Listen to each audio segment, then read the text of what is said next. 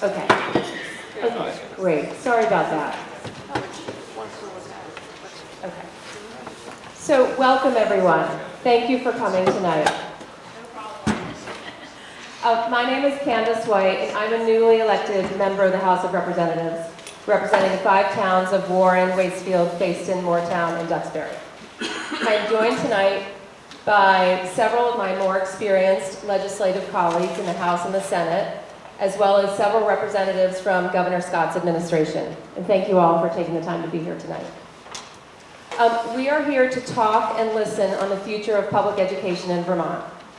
I have 2 children, young adults now, who attended public schools in the Mad River Valley, from Waitsfield Elementary School, preschool, to Warren and Waitsfield after-school programs, Fayston and Warren School summer camp, all the way through to Harwood Union High School. My daughter Posey graduated from Harwood in 2018, and my son Owen attended through 10th grade, completing high school in Massachusetts. I also have 2 stepdaughters who both attended public school in Vermont, one graduating from Mount Abe and the other from Champlain Valley. That is my own experience that I bring to the public school discussion tonight, and I recognize that we all are bringing our own experiences here. So the purpose of this meeting is to give a top-level overview of the governor's Stronger Schools, Stronger Students proposal, and to then dive into some of the details of the proposal to hear your concerns, questions, and ideas about how this will best work for our community. I want to thank in advance Dr. Mike Leichleiter and his team for allowing us the use of the Harwood Auditorium, particularly during rehearsal crunch time for next week's musical production, Anything Goes. I want to further thank Dr. Mike, the school board, and our many dedicated teachers who have been putting in hard work thinking about different scenarios for education transformation. And I want to thank the students helping out tonight to make sure everyone's voices are heard, including their own voices, because in the end, this discussion is all about our students. So one last thing before we begin. I know we can get very impassioned as we talk about issues that are important to our families and our community, and we know that our education system is not sustainable in its current state. We must make change. So let's be open-minded, let's think creatively, and let's be respectful to everyone who is part of this conversation. So thank you again for being here. So now, I'd like to ask each of our legislators and administration representatives to briefly introduce themselves, and if their committee is relevant to the conversation, to mention your committee as well. Hello. Yep, it is. Hello, my name is Theresa Wood. I am chair of the House Human Services Committee. I'm also a graduate of Harwood Union, and I served on the school board in this district for 12 years, and am really delighted to see so many people here in person and also on Zoom, and thank you for being here. Thanks for being here. I'm Andrew Perchlik. I live in Marshfield. I'm one of your 3 state senators. I'm on transportation and appropriations will be involved, but we'll be involved at the end when we just have to come up with the money. I'm Cummings. I'm one of your 3 senators.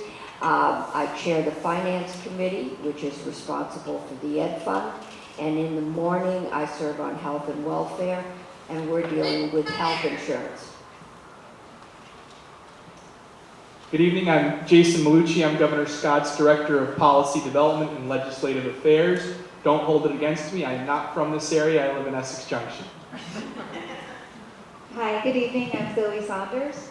I'm the Secretary of Education, and I look forward to the conversation tonight. I think it's really important that we stay in dialogue to refine the plan and support our students. It's great to see everyone tonight. I'm Representative Dara Torre of this district, the 5 towns in Washington too, and I am a parent of 2 Harwood graduates. Tom Stevens, I live in Waterbury. Tom Stevens, I live in Waterbury. I serve on the Appropriations Committee in the House. This is my 9th term, and from Harwood credibility, I have 3 children who are now all grown adults who came through the system and graduated about 10 years ago.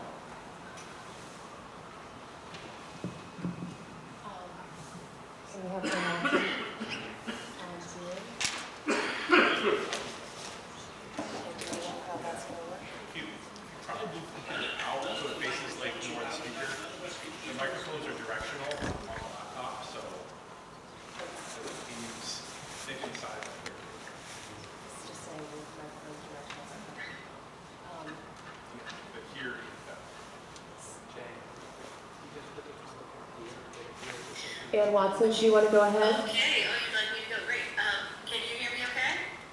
Yeah? Kind of. Kind of? Okay, maybe I'll try to speak a little bit more loudly. Senator Ann Watson, one of the 3 senators from the Washington district. I'm on the Appropriations Committee as well as the Chair of Natural Resources and Energy. This is my 2nd term.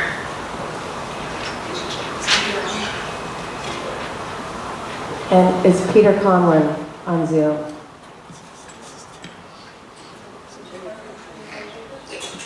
Hi, everybody. I'm here. I'll just pass along the message, but the rest of the Zoom listeners, we really can't hear much of what you're saying.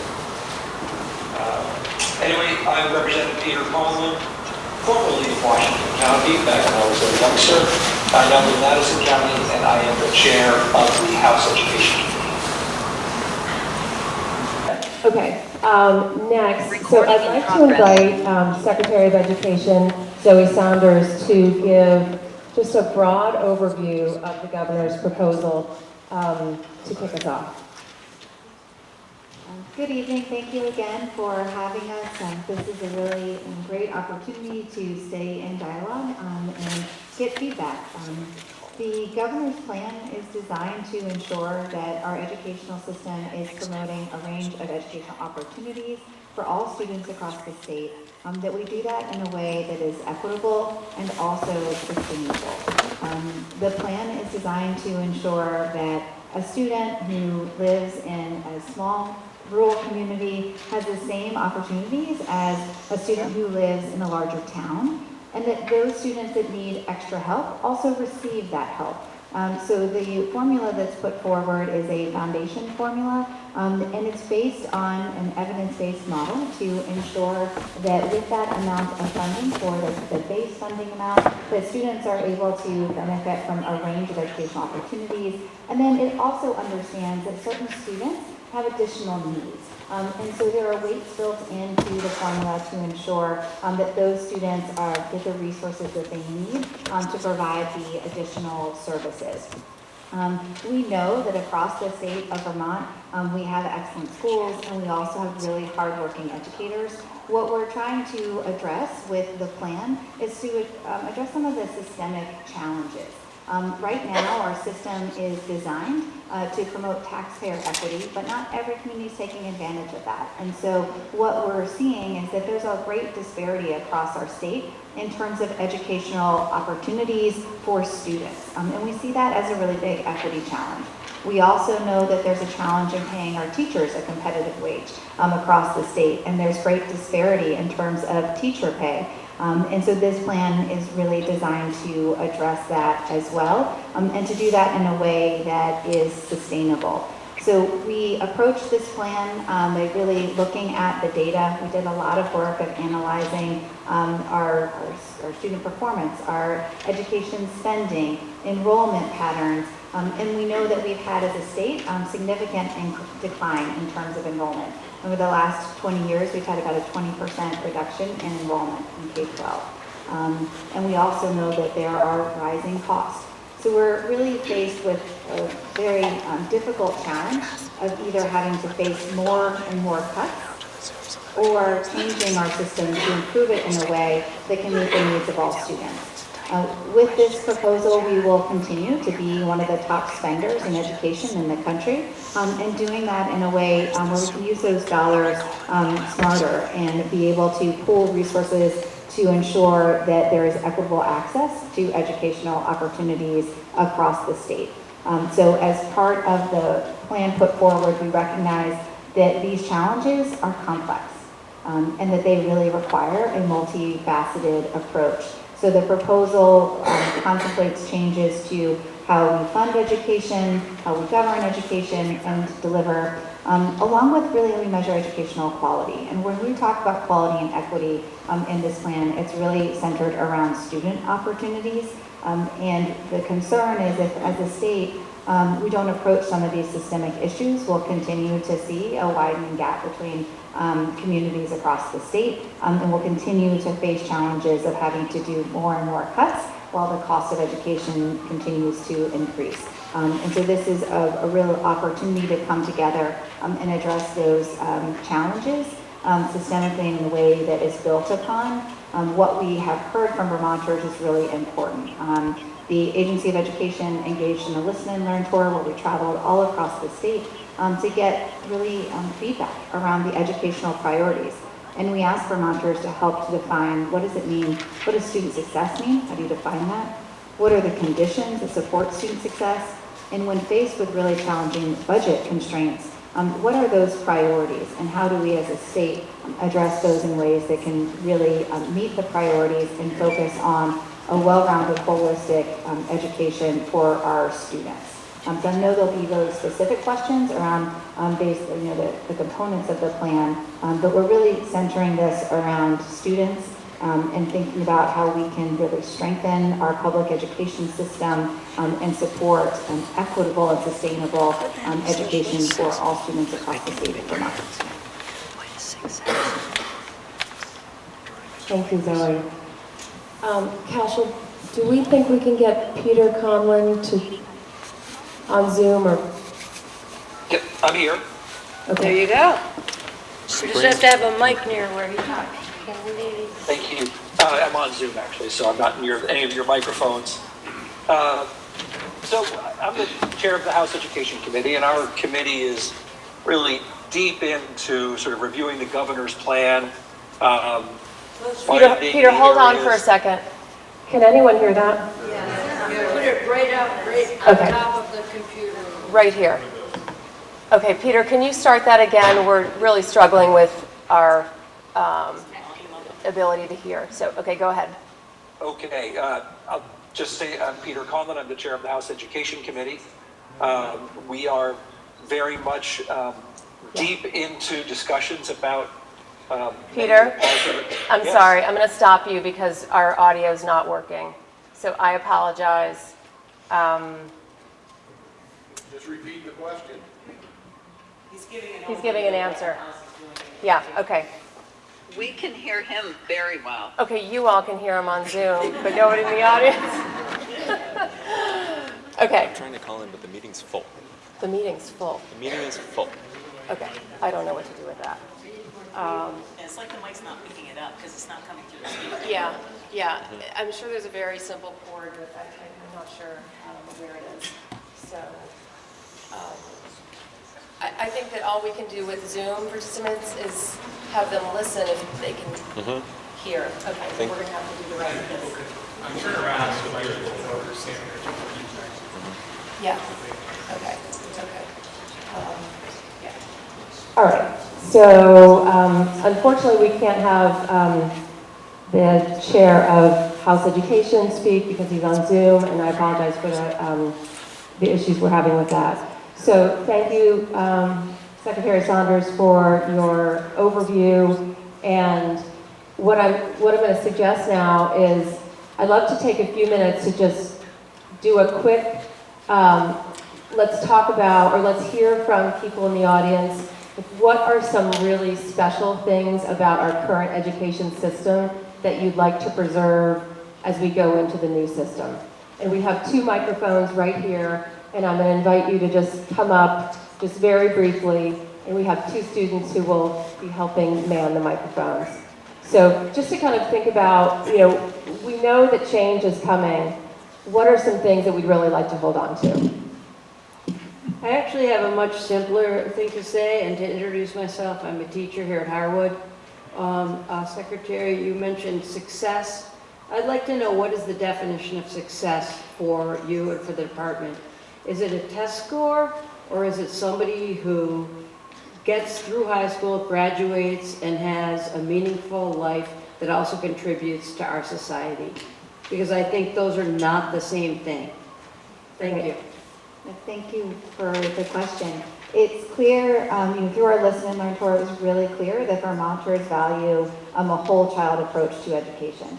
And so as we looked at how can we fund our system, we were really intentional about ensuring that we were also giving access to those wraparound supports. we heard from teachers consistently across the state that they're asked to do more and more in supporting the needs of students beyond the classroom. And we know many of our students have been struggling with mental health challenges and other needs. And so when we looked at developing the foundation formula, we were really intentional about making sure that we were actually increasing resources to bring in mental health support, behavioral intervention support, to help the teacher in providing those resources. When we look at success, it's not just about test scores. We do want our students to be able, to read by third grade and to perform well in math. Like all of those core fundamentals are really critical, but we're also paying attention to other indicators, looking at chronic absenteeism has really increased. And so we want to be focusing on that and other holistic measures of success. That was very clear through our Listen and Learn tour and has been an intentional part of as we're designing this program. Looking at where there's that flexibility. We also looked at many of our community schools who have done a very effective job about building collaborative partnerships between school and community. And when we were looking at the funding and thinking about how we could resource our schools, we were really intentional about saying how might you be able to build in a community schools coordinator within this model. So the whole approach is based on, it's called an evidence-based model. There's research and a theory of action around how to fund a system to promote high quality instruction. And we looked at that based on the input we heard from the Listen and Learn and made those adjustments to ensure that this could support a well-rounded education for students. So completely understand that. And there's a lot of inputs into it, right? Because the state has to guarantee that this amount of money can provide a well-rounded education. But there's also a lot of flexibility so that districts and communities can make adjustments around how they fund their schools and programs based on the priorities and the needs of those and their students. And I would just add as well from the governor's perspective, Vermont schools do a very good job educating our students K through 12. But we know that almost 50% of students don't go on to further education after they graduate as seniors, whether that be a 4-year degree, an associate degree program, or onto career and technical or trades training. There's an enormous amount of opportunity that we have in this state to help prepare students for success later in life in their careers. And that's why part of the governor's proposal is to reform how we do career and technical education to make sure that students are connected or more connected to those pathways, because there are so many opportunities out there for students where a 4-year degree program might not be what is best for them. They might not want to do that, but there are still so many opportunities for students to advance their education that can translate into incredibly successful careers afterwards. So we're looking at this holistically, which definitely needs to include career and technical education as well. So back to the original question, does anybody want to share anything about the current education system that they really like and want to preserve? Sorry. Because if not, we can move on, but that's okay. Just, yeah, come on up. Oh, I'm sorry, yes. I was trying to say I'm standing here right. Yeah, standing here ready. I also am not ready to answer that question. I want to understand what just happened there. If you want to hold, then let's just try to get that first question. Okay. No, yes. But I was expecting a PowerPoint and a real presentation of how this is going to roll out and what this looks like. And without that, my fear is that you're not going to hear the outrage that might come otherwise, and people are going to go back to their committee rooms, the governor, and think like, okay, we can pass on this. I just am really hoping that we're going to get to the meat of what we're talking about in this type of consolidation. And I love kids at school, right? There you go.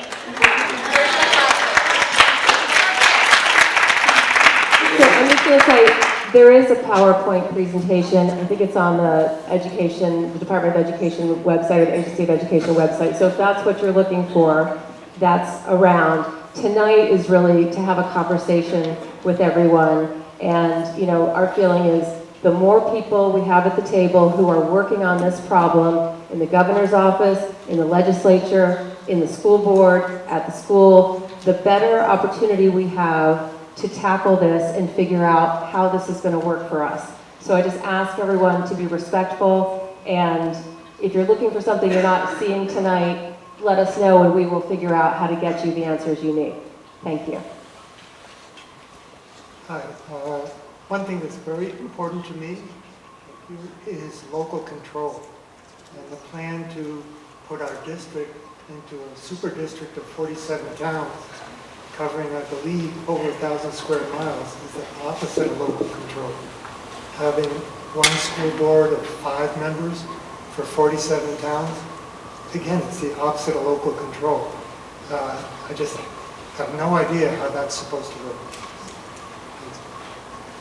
And I'm also going to remind people, if you can just say your name before, sorry, yeah, a little late in the game. Steve Rosenberg. Thank you, Steve. That mic's not.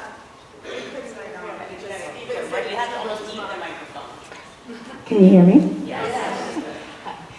My name's Amy Caffrey. I live in Waitsfield, started teaching. I've taught here for 17 years. I've had 3 kids go through the system. I've been teaching in Barrie for 10 plus years. As far as what's special, I think the local control, I think a lot of the extracurricular transportation, the ability to get people, so I have a lot of questions about some of the ways that's going to work with such huge districts. Teaching in Barrie, which isn't here, but I think, wow, kids might actually be able to get a bus, and I'm imagining how those 9-year-olds are going to be able to play lacrosse after school and then take an hour and 15-minute bus ride home. But anyway, so local control, a lot of the extracurricular and extra things that are focused around the individual communities that we currently have in our school districts throughout the state. I think that's great. I think the priorities as far as housing, food, looking at supports, extracurricular stuff, as well as, just as a question, absenteeism is certainly huge, and I haven't seen anything about that, but hopefully, and I've scoured the website, but just as a comment, I'd love to see more about plans for that. I think that there are financial things that I don't think anybody that I've ever spoken to thinks that what we have is sustainable, but it seems like it's all kind of getting clumped together. So I think that maybe we can have some sort of a conversation that isn't all about money and that being what works and doesn't.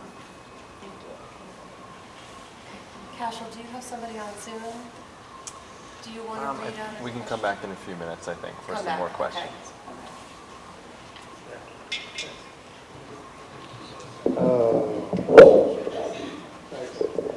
So, hello everybody. So my name is Matt Henshin. I live in Moortown. I've been here for 8 or 9 years living here. I've taught at Harwood for 18 years. I grew up in Western New York, south of Rochester. I grew up in a community that was beautiful, historically, had a lot of manufacturing and industry. The highway came through and fundamentally changed the nature of my community. We didn't really have a community like we have here. I grew up in a state where the schools were consolidated, where they were huge, they were enormous, they're beautiful, and they have very large class sizes. They have overworked, overstressed teachers, and they have no soul. And I came here to escape all that. And I think a lot of you guys in the building right now came here to escape all of that.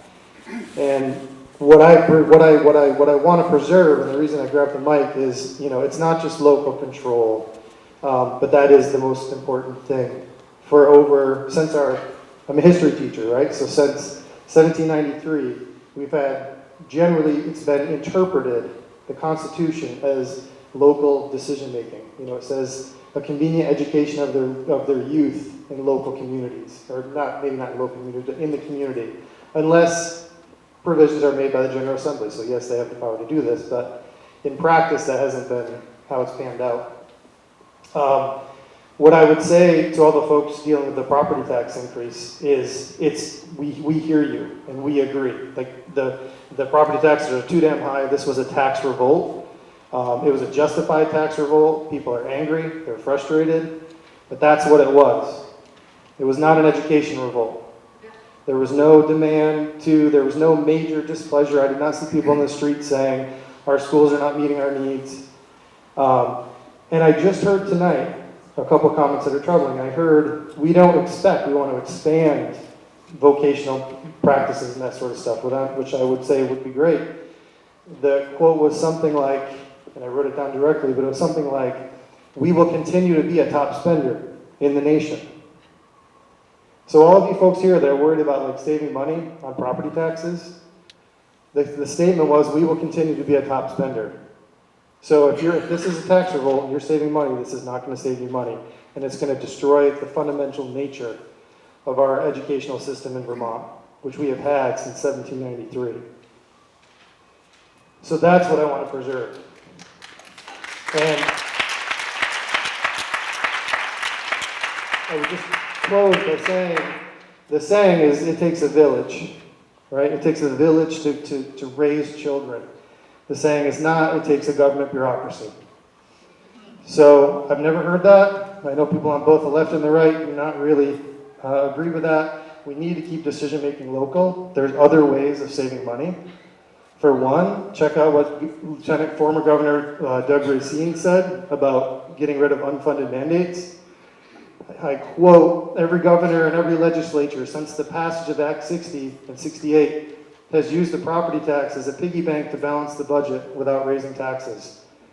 School boards have been asked to do an enormous amount of very expensive things over the past 20 years. Those are not the decisions that the school board made. These are the decisions that lawmakers made. And we are paying for it. I support every single one of those things. Early childhood education, free lunch for kids, early college education.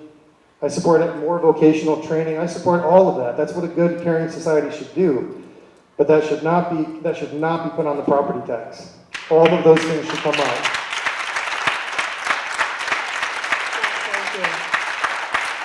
Thank you, Matt. So I'm going to suggest that we will come back to the subject on districting, because I think we've got a lot of opportunity for discussion on that. To go back to the question on if there's anything you want to preserve about. Yeah, I'm Michael Frank, not a teacher.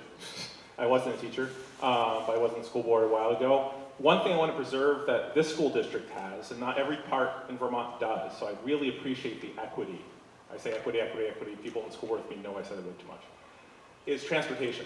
That students in this school district, no matter what their economic, social class is, they can get to school, and they can get back from school, and they can get to Barry. They go right now to the Career Center in Barry. So I really think it's important that we preserve that, because not all districts in, people forget, not all districts in Vermont have that. So I want to preserve that here and expand that.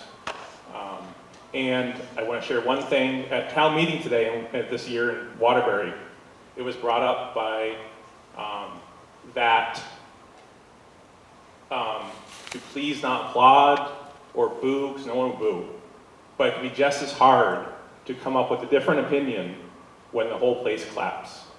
And I was taught here at Harwood to be respectful, so I please ask that people here be respectful. Thank you.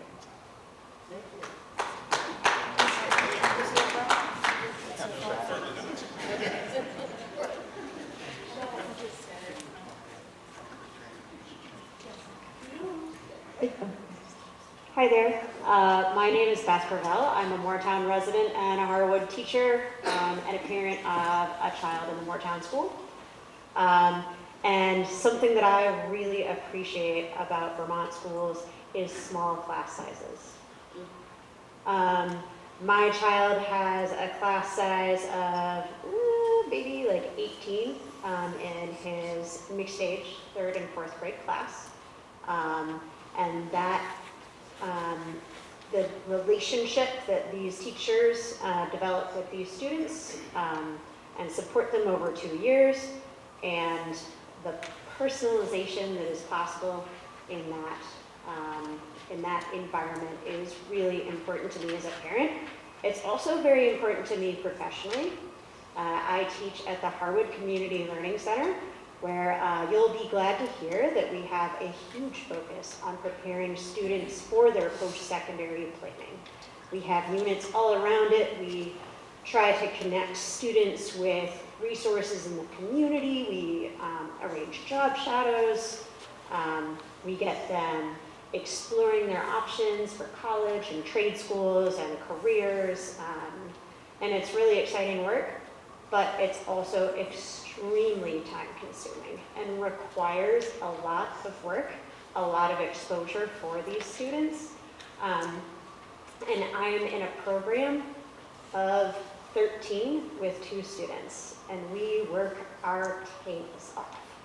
So if we are told that we need to scale up. You said 2 students and a Sorry, 2 teachers and 13 students. Thank you. So 2 teachers and 13 students in this program, and if we are forced to scale up radically to meet these proposed minimum class sizes, that will be a huge loss. There are some of our students who self-report unprompted. I would probably drop out if I didn't have this program. Okay, thank you. Thank you. We're going to thank you for that. Just want to make sure everybody has a chance. Let's have one more response to the first question. There are 2 of us standing. Okay, just try. Okay, why don't we just go briefly, the 3 of you, and then we want to allow for some responses. Go ahead. My name is Mary Cohen. I live in Waterbury. I am a retired Vermont educator. I have worked in large school districts, very small school districts, affluent communities, and struggling economically communities. Our students have benefited in all of those environments from knowing their teachers knowing their families and their communities, knowing the administrators who work directly with those students and make sure things happen. The gap, I worked in the Burlington School District.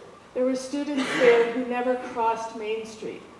Those were the students that we focused on to help them see a larger world. This isn't going to happen if there are 5 school districts around the state. This isn't going to happen if the parents don't know the teachers and the principals and the special ed folks. This isn't going to happen if we create large districts. What I love about Vermont schools and working in Vermont schools and watching children and families grow in Vermont schools is it's community-based. We cannot lose that. And I have more to say, but I will give someone else a turn.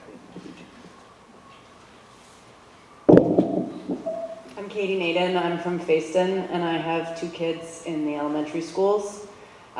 What I really value the most is the dedicated teachers who are inspired to show up for our kids every day, who deliver curriculum that they've created to meet the needs of our kids. And if we lose that individual autonomy by doing a top-down mandate on what has to be taught and how, we're going to lose a lot of inspired teachers who are meeting our kids' needs. And it may look really good on paper, but it cannot match what will be lost by giving up that less quantifiable inspiration.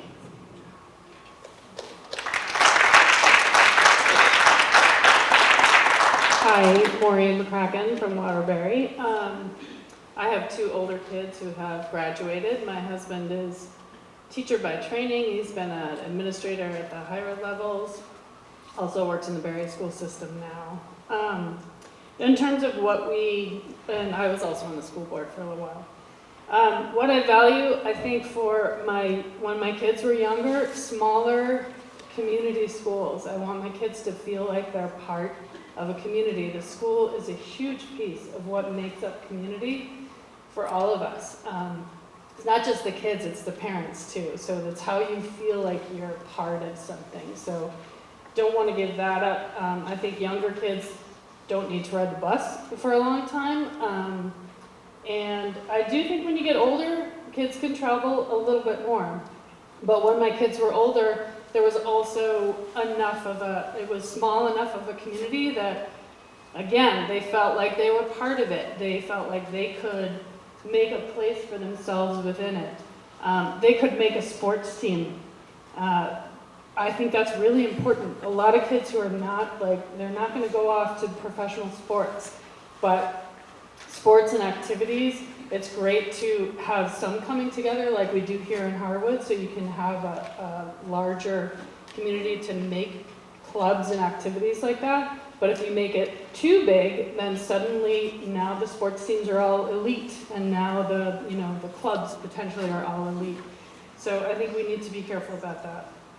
A couple people talked about class size. That's huge for me. I mean, when you talk about quality, I love to hear that. I want to know what quality means to you. To me, that means class size more than anything else. I mean, okay, if you have to have like one less option for a special class, I'd rather have a smaller class where a teacher really can know my student and my students' classmates. So I think that's really key. I like that we give our teachers health insurance. And I don't know how it is now. It used to be pretty good. And the pay could always be better. But if you think about where the costs are, I mean, I think the thing about this whole consolidation thing that concerns me is I love hearing you talk about even equality for pay. I love that. I love talking about quality for students. But everything that I've heard up until the point of these plans have been about how we're going to save costs. And I'm not hearing anything about how you're going to save costs, because having been on the school board, we know it's from the teachers who are the people that make the schools work. We don't want to I don't know, this is not an efficiency thing. So we're paying actual humans to teach actual humans, and we want to give them health insurance too. That is a huge cost driver. And then I want to hear what the other ones are. They might be buildings. I mean, I think the entire state is dealing with building issues. But again, I just gave you a list of all the things that I think a lot of us value about our schools, and how do we really address the cost issue without wreaking havoc in every other place. Thank you. Thank you. So, we definitely have heard some comments about districting, and I'm just going to go back to Secretary Saunders in her, when she was reviewing kind of the headlines of this new proposal, the districting. It was suggested that we would go down to 5 districts. Now, my understanding is that's a proposal, it's a starting point. We're not locked into 5 huge districts. So, I would love to hear from this community what types of considerations we should be looking at when we are thinking about districting. And 5 sounds like not a big number for a big, Vermont's not big, but it requires a lot of consolidation. So, if it's not 5, is it 10? Is it 12? I've heard people suggest that we should look at the transportation corridors in Vermont. We should look at the CTE districts. So, I'm curious what we're thinking about, what is important to make this decision. As we engage in this part of the conversation, I think I want to make a distinction between governance and school consolidation. I think those two get conflated. As we're talking about larger school districts, it's about achieving scale and ensuring that we can, superintendent has access to a broader set of resources to support principals, that also we're able to reinvest dollars in increasing teacher salaries, and really thinking about how we can best use the dollars we have to support what's going to be most important for students. The plan is intentionally designed an understanding that it takes a long time to think about scale in terms of school consolidation. And so all the modeling that is built in understands that we're going to have the same, relatively same portfolio of schools when we transition into the foundation formula and governance structure. And that's by design, because as this community is well aware, there's a lot of complexity as you're thinking about the potential to consolidate schools. And when you're making those choices, it's really important that students are at the forefront of that decision making and really identifying what benefits there might be for students to consolidate schools so that they have more opportunity. This is all about opportunity for students and recognizing that there's a lot of work involved in evaluating that. One of the things that we've talked about is as you're engaging in that conversation, how do you define a criteria that's fair across the state? We need to be practical with this work. There will be schools that will always need to be smaller because they're in more rural areas. We've also heard a preference for smaller elementary schools and larger middle and high schools. And so what we're really thinking about is how do we make sure that all of our schools are financially viable and that they are providing a great education for our students. And so that's what we're focused on in this work, and recognizing that this is generational change. It does not happen overnight. The district size is really getting to scale so that we can access expertise. When we look across the state, we have some of our districts that aren't able to hire a curriculum director. They're not able to hire a special education director. And so that creates a lot of limitation in terms of being able to deliver a comprehensive set of services for all of our students. So we've talked a lot over the last several years in lots of conversations in the State House around how to get to scale. And that can be really challenging within our current construct of how we're organized by school boards. And so this is an opportunity for us to expand that view, all about resourcing, resourcing our schools and resourcing our classrooms and making sure that we have access to that expertise. We also have a very high rate of increase in teachers on provisional licenses. We have a lot of vacancies. We have a lot of turnover. And so part of this plan is really thinking about how do we make sure we're designing a system that is aligned to the workforce we have also in Vermont and really increasing the likelihood that students have access to those resources in their schools. So just want to kind of make that distinction between school district governance and school consolidation. When we talk about governance, it's really about achieving scale to provide the resources. And the governor has mentioned on multiple occasions that the 5 is what we put forward with the proposal. It was not by accident. We've outlined very specific objectives, but we're open to reviewing other configurations that achieve that same goal. And I would just add that the reason I think we're here today having this conversation is because there is a certain degree of urgency to this work. As the Secretary mentioned, in the year 2000, in the state of Vermont, we had about 105,000 K-12 students. Today, we have about 85,000 K-12 students.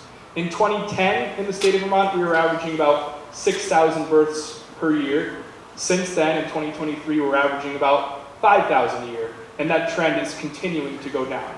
Now, if we were to defy demographic gravity and be an outlier from the rest of the Northeast and in fact the rest of the country, and we can just hold at that 5,000 a year rate, within the decade we would still be down to somewhere in the 65 to 70,000 enrollment rate.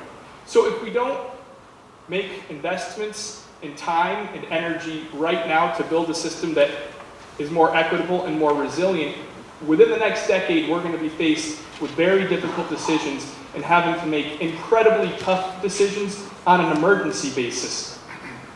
The way this plan is structured, and again, it's not set in stone, especially on the governance, the 5-district model, is to ensure that there is greater equity from district to district.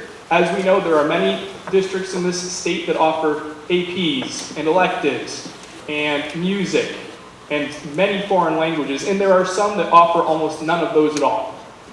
And for the price, for the substantial investment that Vermonters are making, because we do value public education tremendously in the state, students, no matter their zip code, should have the same access to those opportunities. And that's where our work is focused.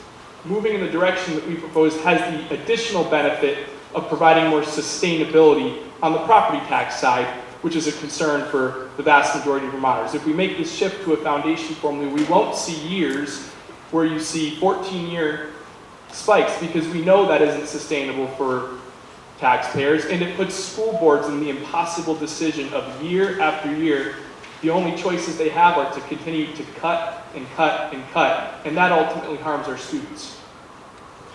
So legislators, Can I ask a question of the legislators and the governor's representatives? I'd like to give the other legislators an opportunity to respond and then go on to your Well, what are questions. they responding to? Well, they've been sitting here for the last 45 minutes. Okay, as well, so.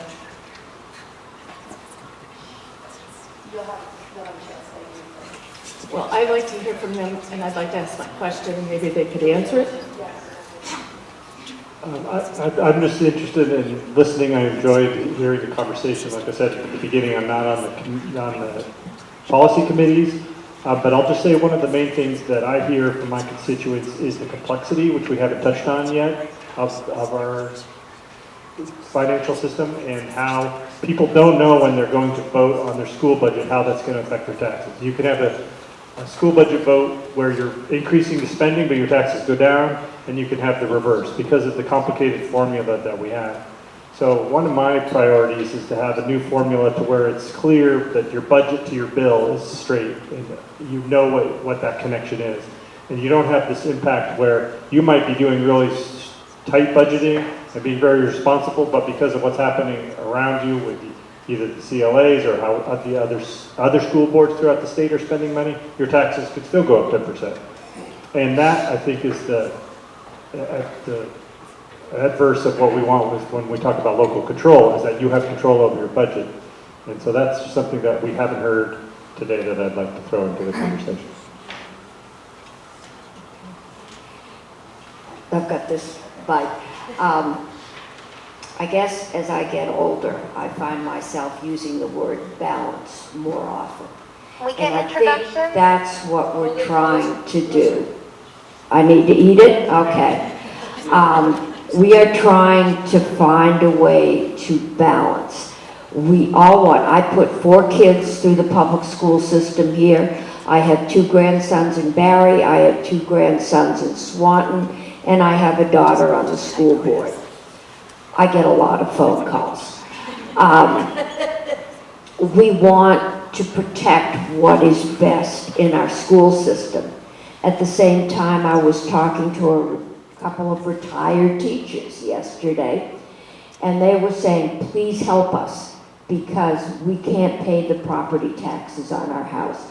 We have a friend whose partner died and she can't pay the taxes alone. She's having to sell her house and move out of state because we don't have any affordable housing she can move into. So we're trying to find that balance. And at this point, everything is on the table. We are looking at a foundation formula which hopefully would tie your vote more directly to your budget and your tax rate. But we know we have to find some way to guarantee you that we're going to raise that foundation formula because we didn't in the past, and you have a reason not to trust us. But 48 other states make this work, for better or for worse. We do still have the Brigham decision to work with, and however we come down on whether or not you can raise money over and above the foundation formula, we'll have to do that. We know, I've been told by the NEA, they've lost 400 teaching positions. I know that, I believe here you had to cut middle school language, I think it was French. We can't afford to pay teachers a decent wage to teach fewer than 10 kids. I don't think anyone is talking about an elementary school grade where we track you for 2 hours on the bus and you get to sit in a classroom of 30 kindergartners. But we're trying and we're listening and we're hoping to have a dialogue so that we can understand all the issues. And yes, we know when our bronze plan on the exchange, the health insurance costs $44,000 a year for a family plan. We know that's not sustainable, and we're working on it. Hopefully, we'll get it down this year. And we are looking at taxing the rich. And at the same time, some of us, at least me, we've got a whole lot of new folks down there, have been through recessions, have seen, and I am watching very nervously to Washington. There's a good chance we're going to need our excess tax capacity to make sure that we don't have more people unsheltered and more people going hungry. Things are in flux, and I think we're trying to have that conversation with you and see where we go. Thank you. That was Ann Cummings. And just a reminder that we should introduce ourselves when we're talking so that the people who I think can hear us on Zoom know who's talking. I didn't know what the question was. I was just kind of responding to what Hi, Theresa Wood. Yeah, my quick response is that, as Ann was just saying, we're not talking about, massive closing of schools. We're not talking about kids being on buses for 2.5 hours. We're talking about still maintaining local schools. The community is really important. But we are also, I think, in the House at least, I think that people do feel that 5 is too few school districts. The superintendents, I would urge you to take a look at what the superintendents have put out. You can find that on the House Education page from last Tuesday, I believe. And it's a really thoughtful process coming directly from educators. And they encourage us to take a caution. They cautioned against moving too quickly and to really think about some of the things that are happening. But they also said things like supervisory unions, really not serving a purpose per se. That it's an extra layer. It's not necessarily needed. They also looked at what optimum class sizes should be. It's very similar to what we've seen in the governor's proposal and what the House has been working on and what the Senate has been working on. So I don't think you're going to be seeing class sizes of 30, for instance. That's not what we're looking at. And I realize not having a lot of information right now is probably a cause for fear, and I get that. The more information that we can put out there, the better. It's just that, as Ann just said, there's a lot of things in flux right now, and putting out information that is not where we will end up. It's part about listening, and that's why I appreciate so many people being here and online, and thank you very much. So watch for continuing details. The House is going to have to vote out something pretty soon in the next couple of weeks. So watch for those details. Hi, I'm Representative Dara Torre, and I'm not on an education committee, but I have been following the work of our education committee and the Ways and Means committee. And one of the things I'm hearing that's really important to build on is the commission on the future of education that's already done some good work and that could continue to play a role as we think about the districting, so that we can ground it in operational experience that educators and superintendents and professionals can bring, as well as a knowledge of the communities. Because I think it's really hard to trust this exercise if it's coming from on high.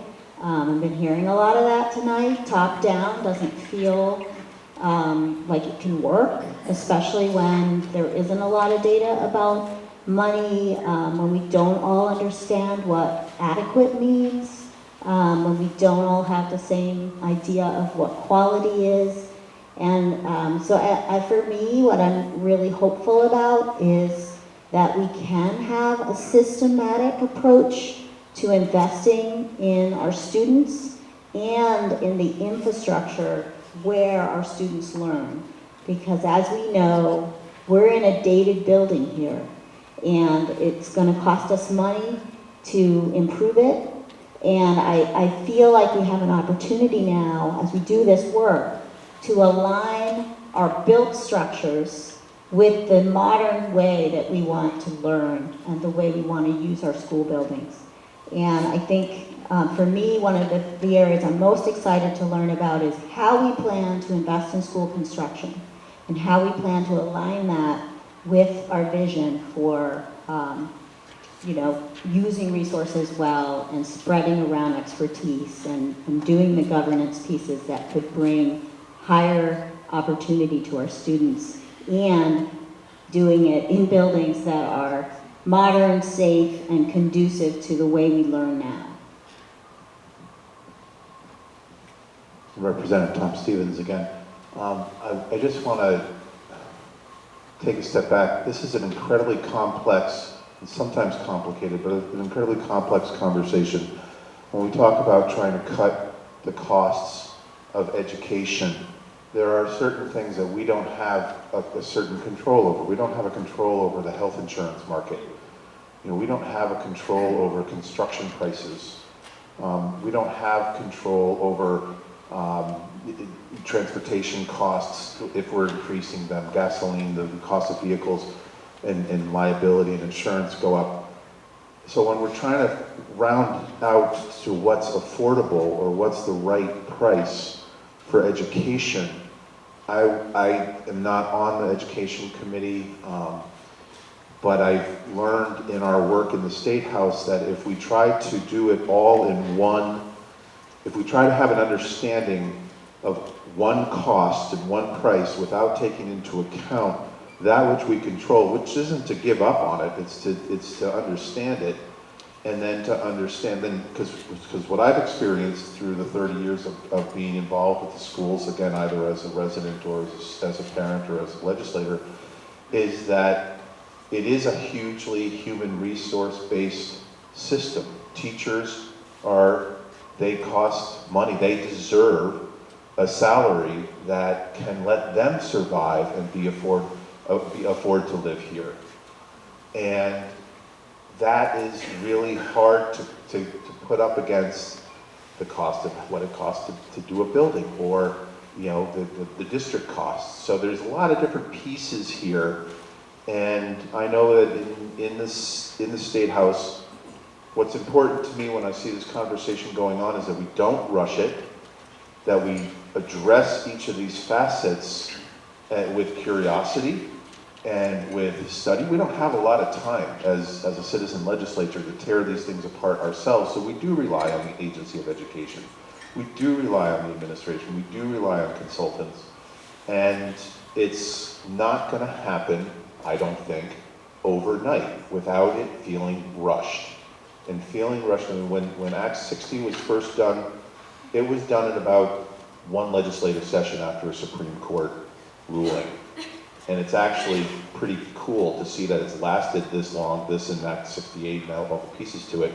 But there's no question that we have to look at it, and there's no question that the costs are getting to be unsustainable. I would agree with Mr. Henshin, who testified, who gave a comment earlier, is that there's elements that we have put onto the education tax that have grown, and they're necessary, and they're forward-thinking, but they should perhaps be in the human services budget. They should perhaps be, we do have a whole bunch of different avenues of revenue that come in from the federal government, from the state government, from taxpayers.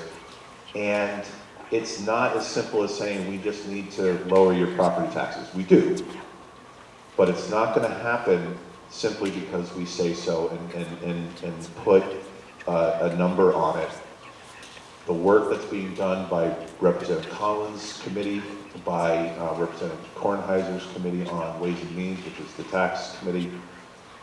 They're going into deeper dives than we've ever seen in this, and I have to be appreciative of the administration while they're here to say they put a plan out. This conversation wouldn't be happening quite to this emotional level or to any even intellectual level if they didn't put their plan out. And for that, we have to appreciate that they did that. But I would just caution us to not expect it to be solved by May 15th this year, but that there will be some progress made in just simply having a conversation. Thank you. Let's go to some questions, comments from the public. So, Hi, I just wanted to ask the legislators to what degree have you stepped back far enough to look at a more progressive tax structure, not property tax? So that's my first question, and that's what I wanted to ask them to speak to. And the other comment that I have is this should not be something done in this legislative session, not even in this biennium. This is hugely complex, and the definitions of equity that I'm hearing tonight don't jive with my experience, very deep experience as a Vermont educator, as a teacher, as a learning specialist, as a principal, as a special ed director. It just doesn't match. I'm sorry. Anyway, I'll let somebody else speak.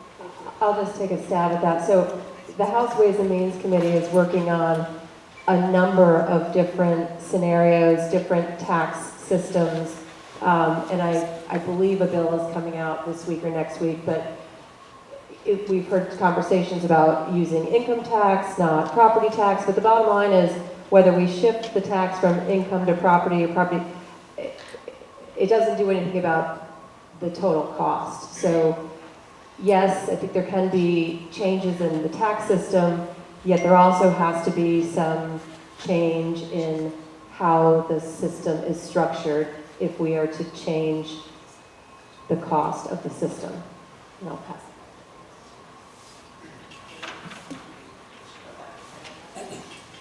Okay. And I'd be interested in talking more what happened to the lady that asked the question, because I'm Ann Cummings and I chair finance, and we are actively awaiting, because this is a revenue bill, it starts in the House. And I understand that the yield bill got voted out on Friday, and they tell me by the end of this week, there will be a foundation formula. My committee has been looking at formulas and income sensitivity and what makes a good foundation formula. We've been doing all the kind of basic work. But we have, was it 3 years ago, Senator Perchlik and I were on a study committee.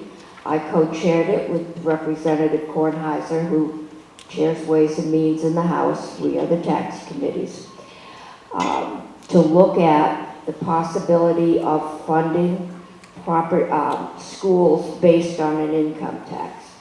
Now, the first thing you have to understand is that the income tax is the prime source of revenue for everything that isn't education in the state of Vermont. That's all your social service, all your housing, you name it, that's it. There's only so much elasticity in a tax code, and so you're always working to find the right balance again. We looked at doing an income tax, an income surcharge, and trying to make people in the upper bracket. And understand that in that upper bracket, half the people that are there this year will not be there next year. Half the people in that bracket are there usually because they sold their business. So go look at any one of your businesses downtown. Those folks sold their business. They sold the camp that their grandfather built out on Joe's Pond. This is frequently their retirement money. I say they sold their, Mickey Mantle rookie card. But they're there for 1 year. And we don't know after that, they don't make that amount of money. So you're always trying to figure out how you do that. When we looked at it, because right now you can choose to pay based on your income or based on your property, when we went all to income, we found people in the lower strata that pay based on their property, probably live in a manufactured home in a park, ended up paying more. And so all I can tell you is after everyone on that committee wanted to be able to do this, after we went through, it felt like hundreds of computer runs and charts. Nobody that was on that committee, we ended up saying, well, if you want to do it, this is how you should. But nobody on that committee felt comfortable enough to actually put that drafting request in. So we've looked at it. It's on the table again. We'll look at it in relation to a foundation formula. But we have looked, and it wasn't as simple as it sounds. I'll just say I agree with Ann because I was on that committee with her, but I think there are things we could do within the income sensitivity formula to make it more on income. So I think there is stuff we could do. I think the work that Public Assets has done on that shows that there's some movement there. That could be part of the discussion, I think. That's Senator Perchlik. Is there someone here who can, do a 2-minute, what is a foundation formula?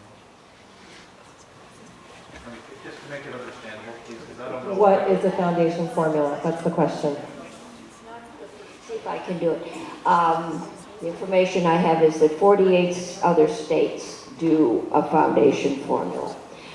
We are the only state where local people vote on how much they want to spend on their schools, and then the state raises that amount of money. And then you get mad at us for raising your taxes, and that has driven legislators and governors crazy for years. And so in a foundation formula, it works the other way. The state, and there's numerous Supreme Court rulings now that the state is obligated to provide money that provides an adequate, a good education. And the arguments are over how much that is. So under a foundation formula, the state says, this is how much you've got to work with. And you can decide how you work with it. Beyond that basic thing, there are as many different ways to raise it, spend it, govern it, as there are states. So it's just a difference. And I think we know we're going to have to find a balance again between the local control and the state control. And that's what we're trying to find out.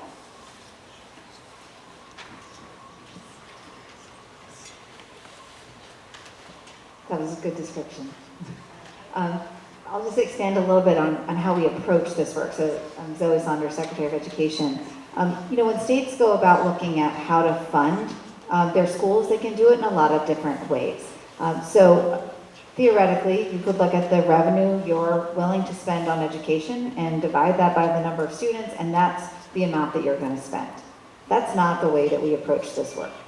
The way that we approached this work was making sure that we were building a foundation formula that would provide an excellent education in the state of Vermont.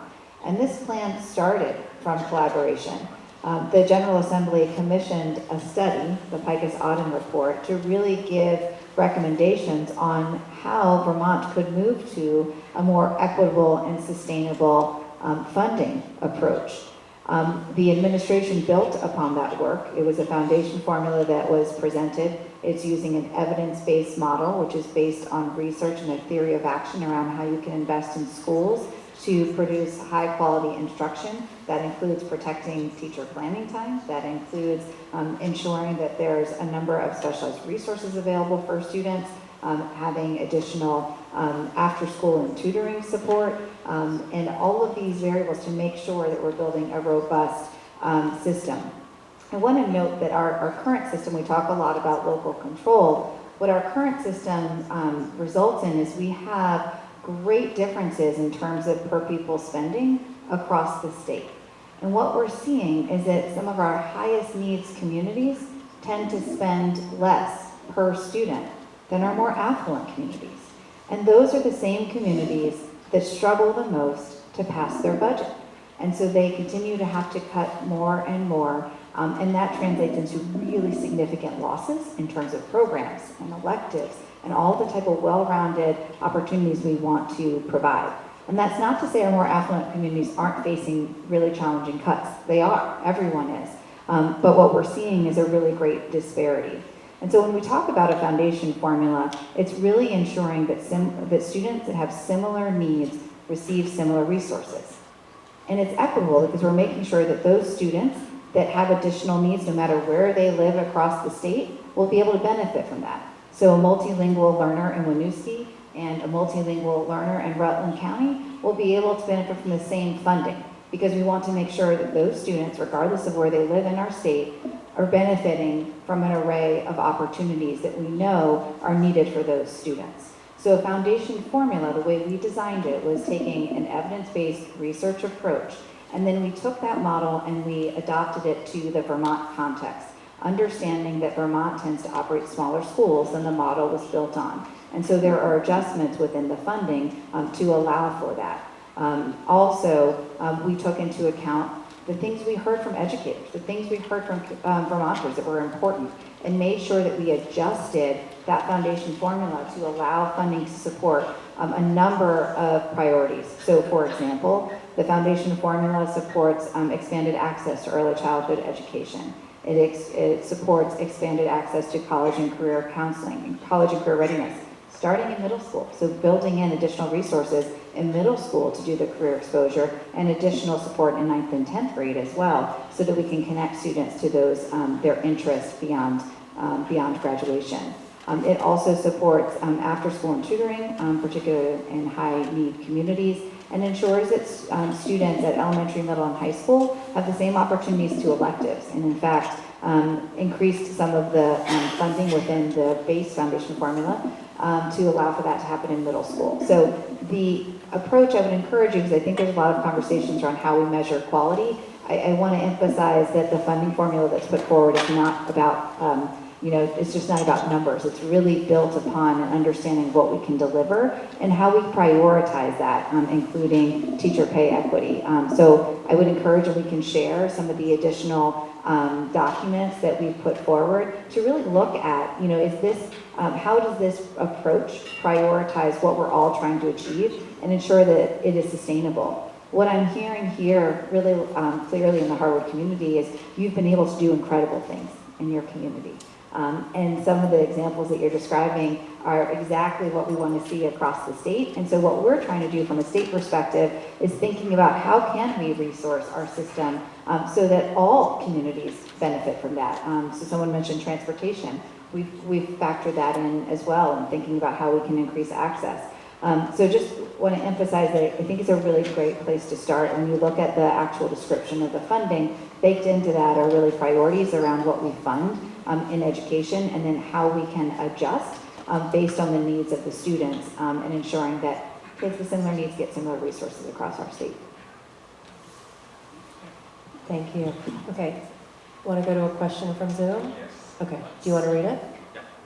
So yeah, there's lots of people lined up here, so it's going to be difficult to get to all the questions on Zoom, but I think I'll read this one from Karen. She says, when health insurance for teachers was taken over by the state, it was on the promise that it would decrease costs. It did not. I am worried that the state assuming more control over education will not result in the desired results of decreasing property taxes. The primary driving costs of increases in educational costs is healthcare costs. What is being done to tackle healthcare costs? Also, how do we maintain public education for all when school choice includes schools that did not have to follow the same mandates that public schools have to follow? Yes. So healthcare and then public versus private. Who wants to take?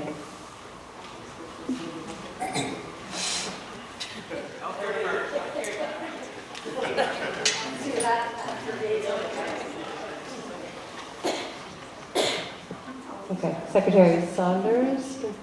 So, I'll let Senator Cummings expand on the healthcare, but my understanding is it's not negotiated by the state, while it's negotiated by a different entity that is organized to negotiate contracts at the state level, correct? Do you want to clarify that, Senator Cummings?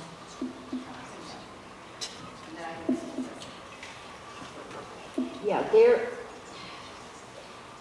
it isn't just teachers, and we did agree to do this. It's been kicked around for a while by governors thinking that the state could negotiate better than individual small schools coming up against the Vermont NEA, and they're outside professional, litigators and mediators, and that the small school boards were at a disadvantage. I don't know if that's worked or it hasn't worked. What I know is that the cost of health care in this state is in as much crisis as the educational system. We have the most expensive hospital in the country. We have 13 hospitals. The one that's the most expensive in the country is operating in the black. All the 12 others are in the red, and some of them are seriously in the red and in danger of closing. We've already lost one federally qualified health care. Our major insurer is, after years of not being allowed to raise their rates to try and keep health insurance affordable, has reached the point where they don't have the reserves that are required by law. And so there's a lot of activity both in the Green Mountain Care Board, the hospitals, and the legislative committees trying to stabilize our health insurance and to get those costs down. It is equally complicated and difficult. All I can tell you is we're working on it. I can. Are you going to read? Sure. All right, Senator Watson, please give it a try.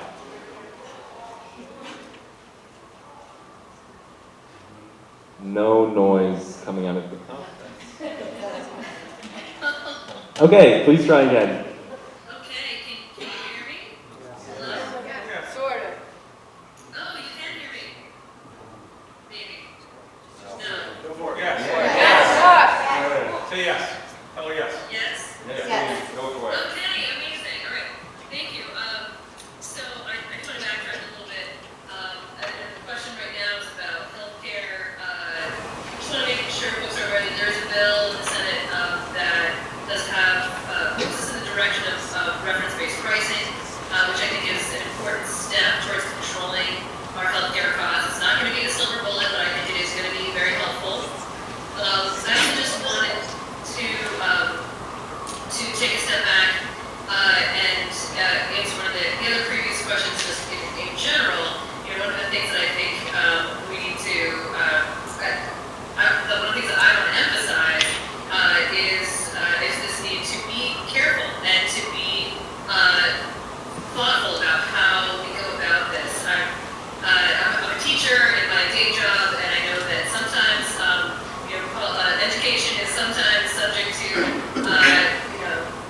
many policy if there's not great science to back it up. And so I really want to be careful about how we proceed. I want to make sure that any change that we make is actually going to save us money, because that is what the mandate was.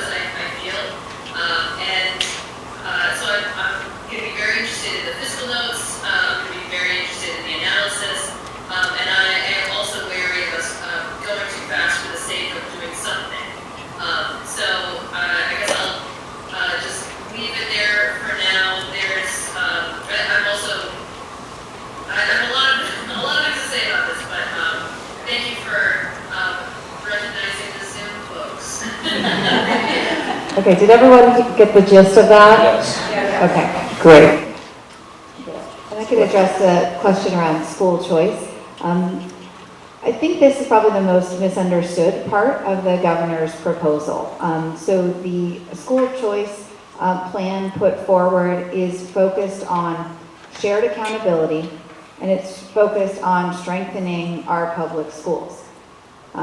The state of Vermont has a long tradition of tuitioning, over 200 years of tuitioning, and that has worked in places where there aren't, in more remote areas, where they have been part of this education ecosystem.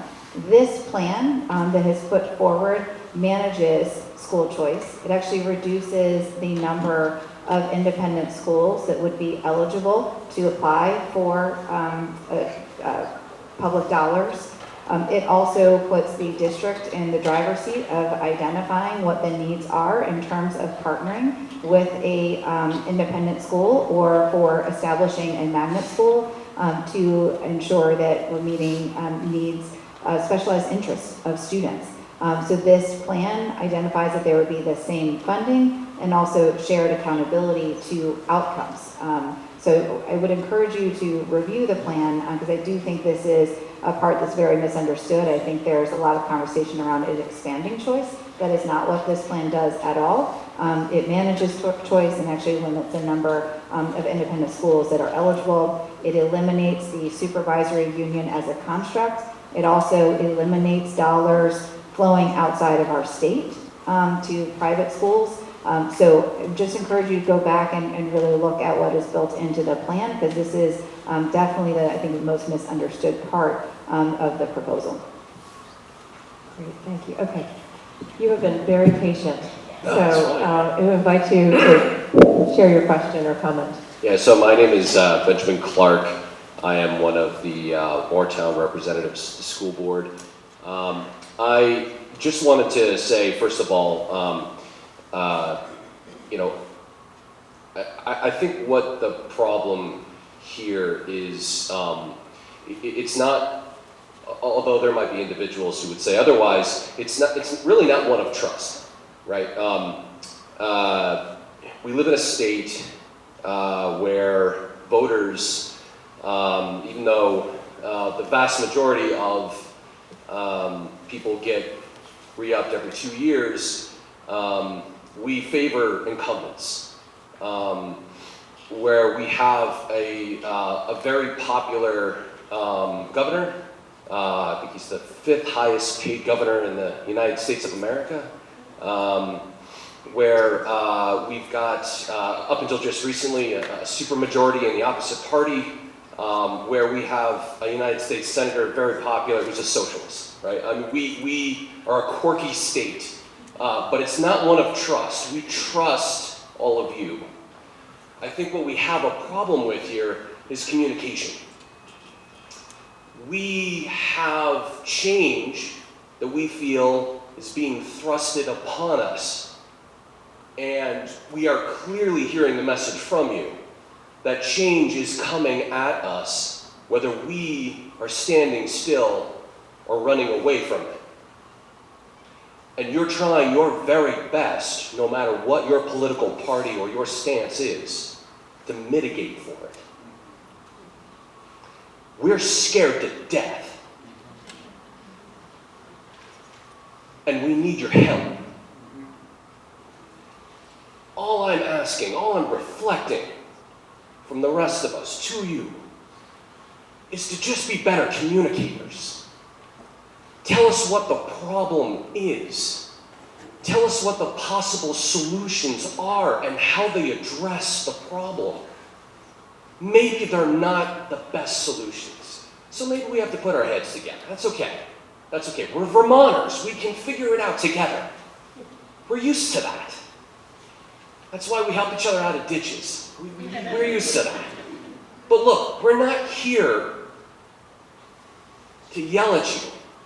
We're here because we care about you.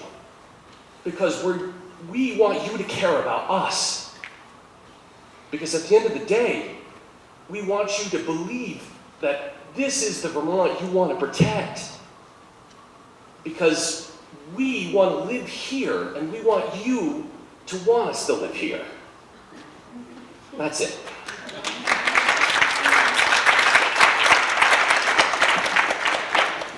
If I could build off of my colleague, I'm a teacher. I didn't introduce myself. My name's Jane Regan. I'm a teacher, but I also used to be an investigative journalist. I could say I still am. And vis-a-vis communication, I applaud all the efforts to look at the funding formula here, because it's really crazy. Because if someone has a lot of land and cows, they might pay more than some dude who lives in a small house on a trailer and has a shitload of Bitcoin. So there's something wrong with that. So I applaud all of your attempts to milk more money out of, I would say it should come from the state level for more equity. So I applaud that. But as a teacher, I would say smaller classes equals better always. Whether it's for the gifted kids or the special ed kids or everyone in between for whom we don't have accompaniment. But as an investigative journalist, I would say, can we see some numbers? Is the problem the school boards? I think they're free, right? Or is it the HR department for all the school boards? Like, what is the issue of the number of school boards? Because I'll bet, like again, as my colleague over here said, help us help you, help us help all of us. Let's get some numbers out there. I don't think the problem is that we don't have enough janitors. I sweep my room every day. I'm the one who cleans it. I think the problem is somewhere, not a problem, the challenge. So let's get some numbers about what are the different ways that we can reduce costs without reducing the situation in our classrooms and for our students, who are the main goal that we are all here, because we're sure not here for the salaries. And again, thank you for all the time you're putting into it. Thank you.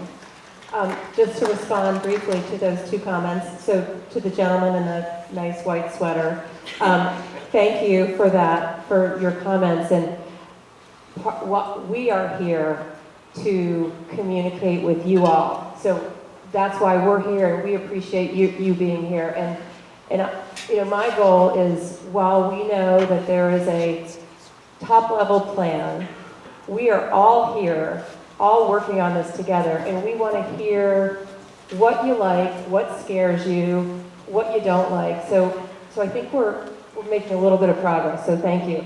And I want to push back on the comment over here about small classes is always better, because from people I've spoken with, that is not always true.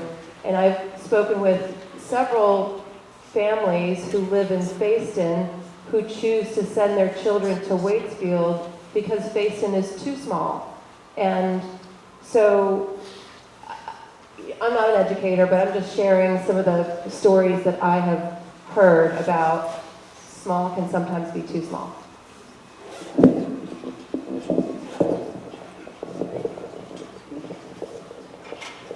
Thanks a lot, and thanks for your comments. And I do.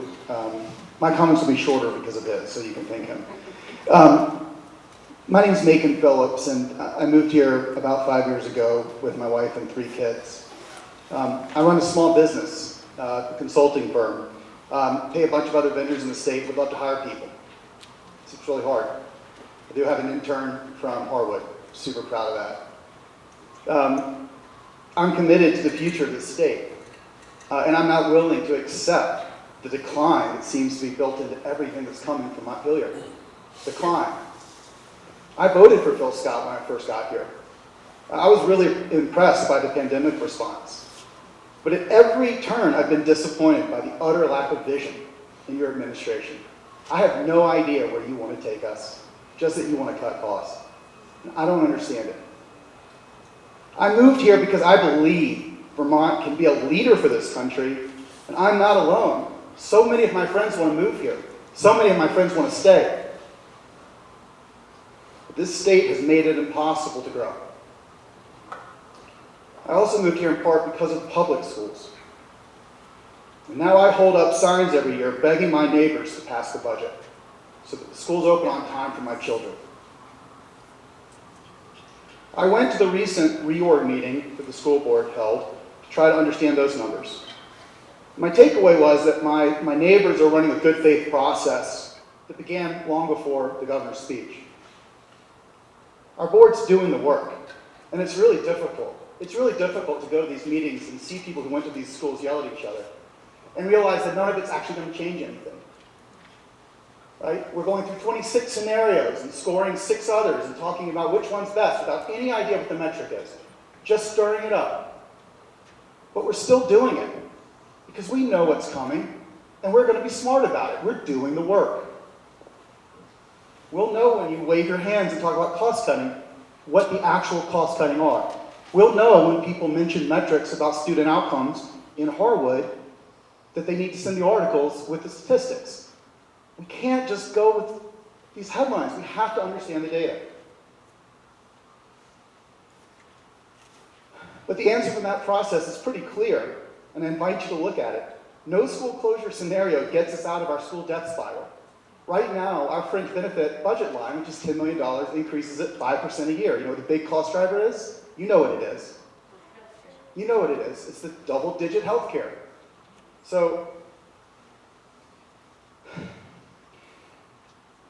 we spend a lot of time talking about things that make for good headlines, that, you know, just like Doge, 20 districts, 5 districts, that seems better, it makes sense. We have so many buildings, one's small, let's close it, that feels good. But it doesn't actually do anything, and you know it. My daughter's nurse called this morning because she has a sick stomach. She wanted me to know that she came in for a visit and is doing better. That nurse won't be there next year. Let's be bold. Let's be the ones who make the difficult decisions to move towards the real transformative change the system needs and our kids deserve. That's what Governor Douglas said. And then he created a box that my kids' future is trapped in. Have you looked at all the unfunded mandates that you're sending to our district and put those on income taxes? Have you actually done that work? You haven't. The healthcare crisis is an education crisis. An education crisis is a healthcare crisis. I get making them equivalent, but let's be clear.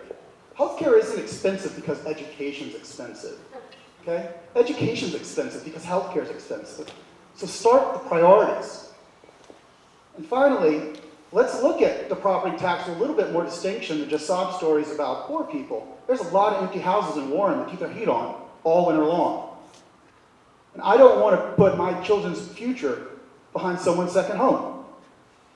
So I am asking my representatives, not Phil Scott's representatives. And I get you have a message and I appreciate you coming. But you go there to work for us. So you need to take our message and shape it, not come and tell us how it's going to be. And I really appreciate the way you put that. Much more diplomatic than me. But starting this conversation by talking about one special thing we want to protect breaks my heart.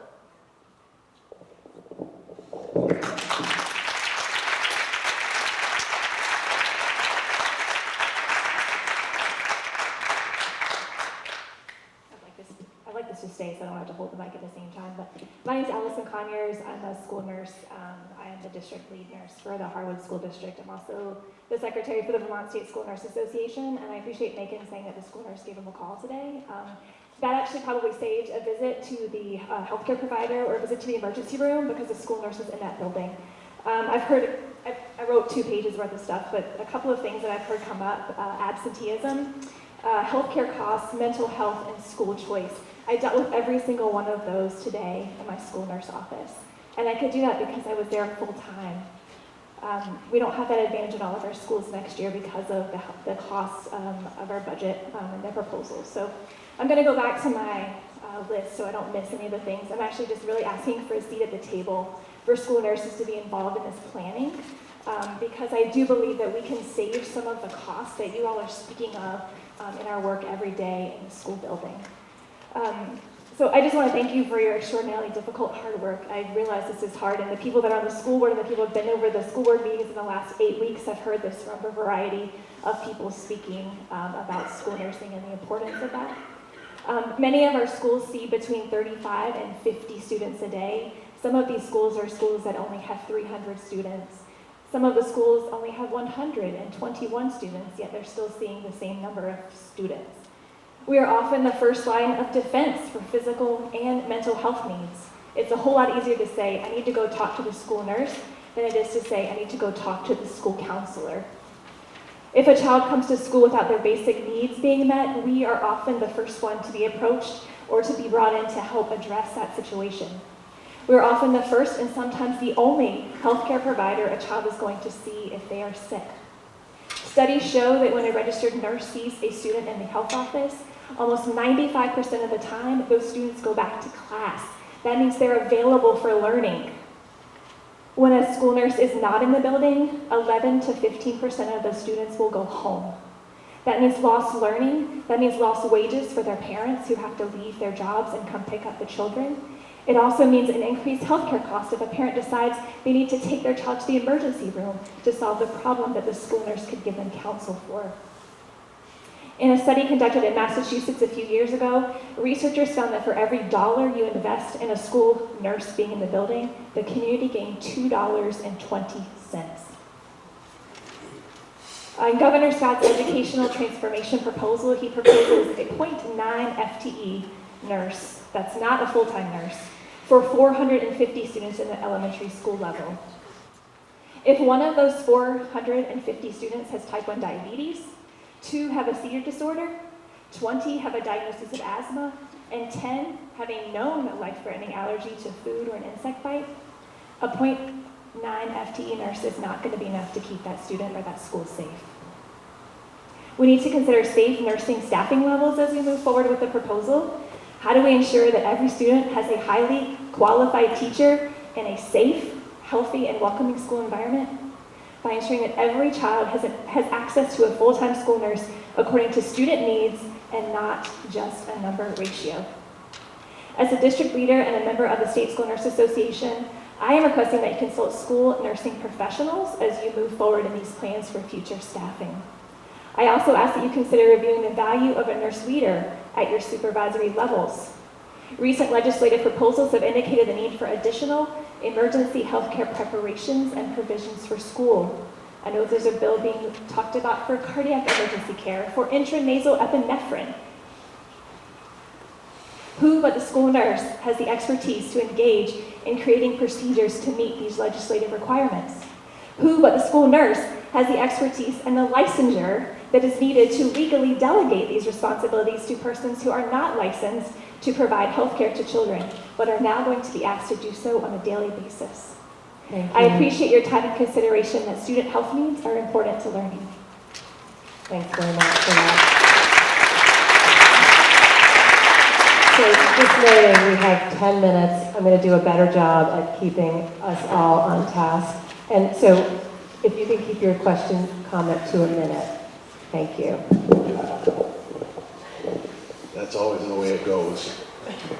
If you don't mind, first thing I'd like to ask, for your benefit as well as others, how many people here have been or are in currently the education system? Could you raise your hand? Okay. No, okay. How many of you now have realistic expectations that you're going to be able to retire and live the rest of your life here in Vermont?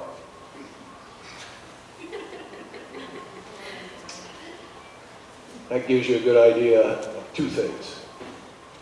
Who came here tonight to speak to you? Do you want to state your name? And the expectations of people's realistic expectations about staying and living here.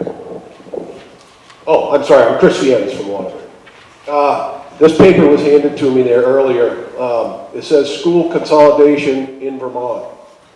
It does not save money or improve outcomes. You're probably right. So what's the answer? I think the public's been begging for this answer for at least 15 years, maybe 20. We tried a consolidation effort once before and it fell flat, as I believe this one will too. There is a problem out there. It's called affordability, and whatever avenue it might come from, is still created the problem that we're being faced with. As a small business owner, usually when things get tough, I get rid of something if I have to. If I can't afford something, I get rid of it. I'm going to take something else on, I get rid of it. I get rid of something else. We're trying to live a king's lifestyle on a lot of paupers' paychecks in this state. And I think that's part of our problem. As a native-born Vermonter, I've bared witness all my life of the struggles, economic struggles of living in this state. But I've refused to leave, and I'll continue to refuse to leave, even if it means losing my home. I will not leave my home, no matter what. You talked about inequities If you can just wrap up. Thank you. Yeah, you talked about inequities and the fact that some towns can't afford what other towns can. Does that necessarily equate to bad test scores? I'm one of those people that came through this school, with a lot of inequities. And I've done pretty well for myself. So I don't know that education is the answer to all of it. It's a big part of it. We've all benefited by some form of education.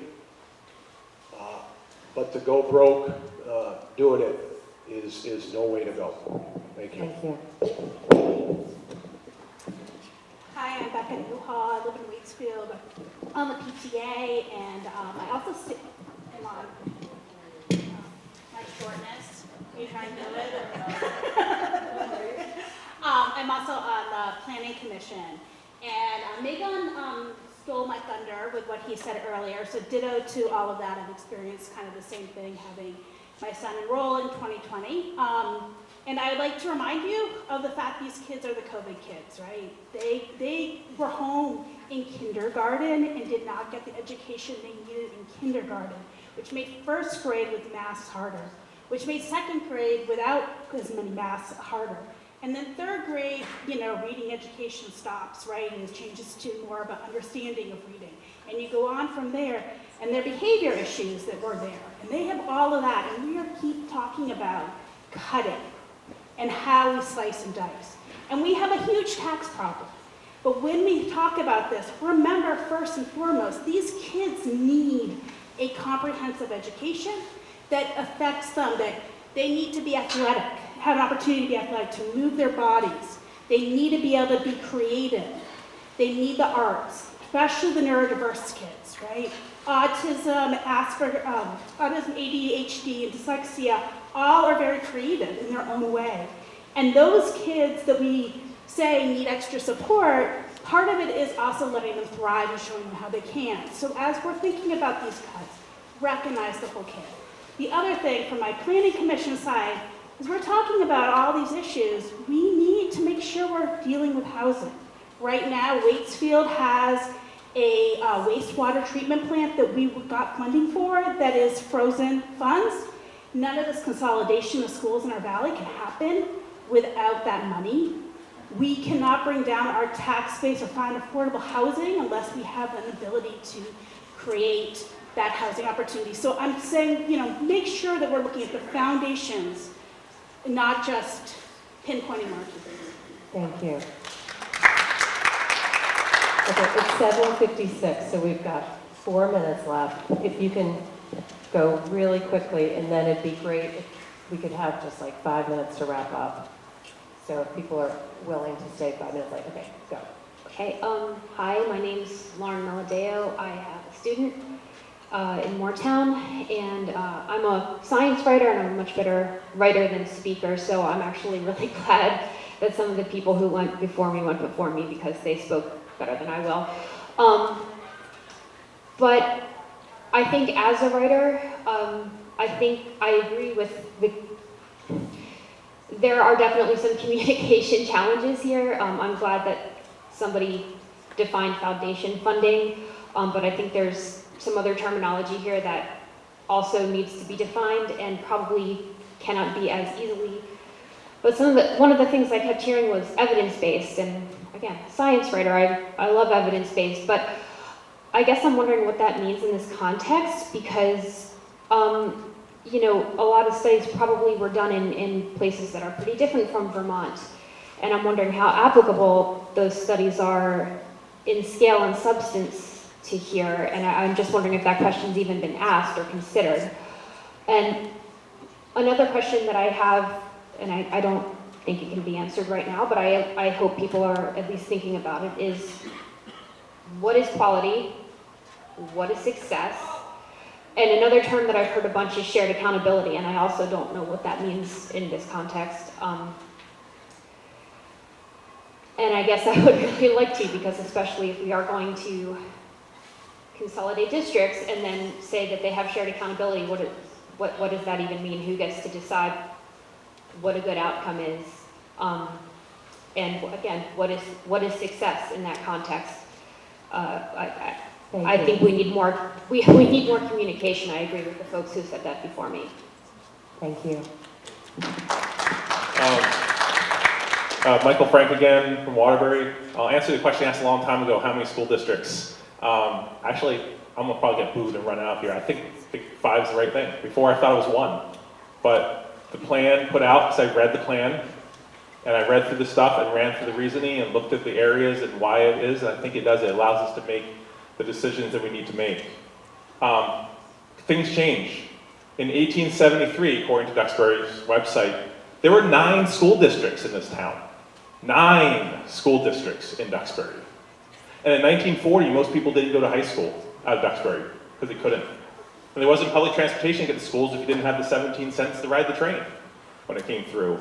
And now when I went to school, it was 5 school districts here, and now we're to 1. So I think this is the right thing, to be able to make the decisions, be able to draw the boundaries, to be able to do the flexibility that needs to happen to make it happen. So you don't have kids going from Roxbury to Montpelier, going by other schools on the way there. That does not make sense. Kids in Middlesex going by Montpelier High School to go to U32. Does that make sense? So I'm glad that looking at this, and they're trying to fix that right now, they're working on that. So I thank you, I think this is good, I think the plan you've done, and yeah, thank you. Thank you. Okay, we've got one more question. I can and be then quick. We have a few minutes to wrap up. My name is Caitlin. I'm a parent in Moortown, and I've been teaching for more than 15 years. I think in the audience we were a little starstruck, Representative White, when you said, what do you love about your schools? We love everything about our schools. We didn't know what to stand up and say. We love that our children feel a sense of belonging when they go to their neighborhood school. We love the small class sizes. As a teacher, we love knowing that we can meet the needs of individual kids. We love building culturally rich and relevant curriculum to meet the needs of the kids in front of us.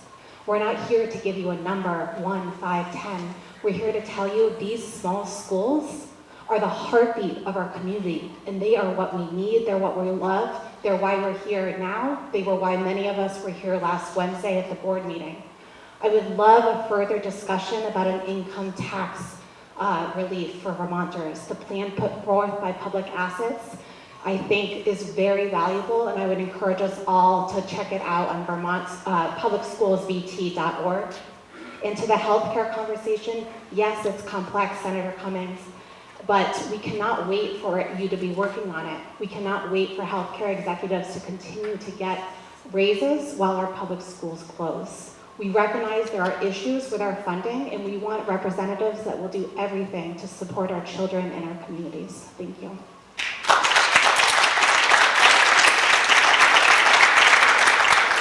Does anyone here want to say any parting, last thoughts before we? I just want to thank everyone for reminding me why I do this. This is Vermont, and if you have watched any TV lately, you know that it is rare that there is a town meeting at which any kind of an elected representative can show up, and it is civil, and people can express their ideas, and that they can go away, and I hope everybody feels heard. And I want to thank you for doing that. Vermont is indeed a shining light, and I think we all just demonstrated that. I'll just second that and just thank everybody for coming out. I came here to listen, and I heard a lot that I could take back to the State House. and focus. I think there is a way to still support our local schools, but also control costs and give more say to the local communities that are building these schools and building these communities, and how important it is. When I first got elected after Act 46, I went to a lot of these meetings, and this last comment about the schools being the heart of the community, I heard that a lot. And so I really want to continue to support that while we make this change.